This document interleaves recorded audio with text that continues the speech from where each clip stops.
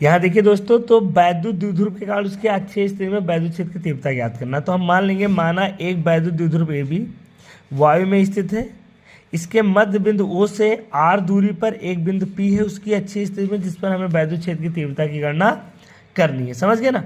तो यहाँ से दो, ये दूरी आर है तो ये दूरी यल है, तो ये आर प्लस यल हो जाएगा। ये दूरी यहाँ से यहाँ आर है, ये दूरी यल है यहाँ से यहाँ, तो ये आर माइनस यल हो जाएगा। अब हम क्या करेंगे, प्लस क्यू आवेश के कारण बिंदु पी पर वैद्युत क्षेत्र की तीव्रता लिखेंगे। तो ई बराबर क्या हो जाएगा, के क्यू बटा आर प्लस एल का होल स्क्वायर, क्योंकि दूरी आर प्लस एल है। फिर माइनस क्यू के कारण आवेश के कारण लिखेंगे ई बी बराबर क्यू आर माइनस एल का होल स्क्वायर। ठीक है। अब इसमें बड़ा कौन है, ई बी बड़ा है, क्योंकि यहाँ आर माइनस एल है, यहाँ आर प्लस यल है। ठीक है। तो नेट जो वैद्युत क्षेत्र की तीव्रता होगी वो ई बराबर ई बी माइनस ई है। इसको इससे घटा देंगे, जो कॉमन उसको कॉमन कर लिया, एलसीएम ले लेंगे इसका ऐसे, तो ये आर प्लस एल का whole square R minus L का होल स्क्वायर हो जाएगा, और नीचे क्या बचेगा, R minus L into R plus L का होल स्क्वायर। उसके बाद देखते हैं हम लोग, ए प्लस बी स्क्वायर के रूप में खोल देंगे, A square plus B square plus 2ab, यहाँ पर minus A square minus B square plus 2ab।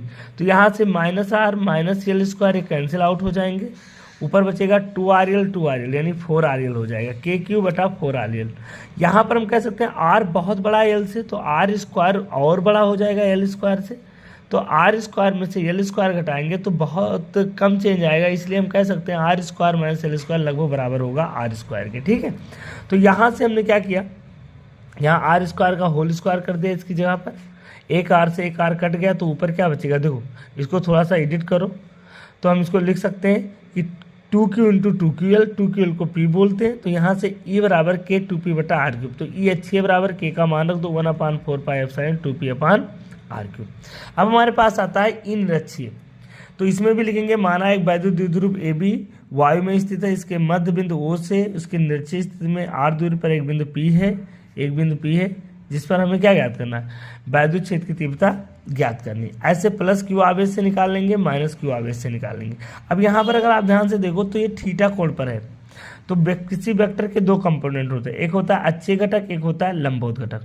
यहाँ पर दोनों घटकों में तोड़ लेंगे तो ई साइन थीटा और ई बी साइन थीटा आपस में बराबर होंगे, क्योंकि ई और ई बी आपस में क्या है, समान, इसलिए एक दूसरे से निगलेक्ट हो जाएंगे, जबकि अक्षीय घटक आपस में क्या हो जाएंगे, जुड़ जाएंगे। तो बिंदु पी पर जो नेट वैद्युत क्षेत्र की तीव्रता होगी वो दोनों आपस में क्या हो जाएंगे बेटा, जुड़ जाएंगे।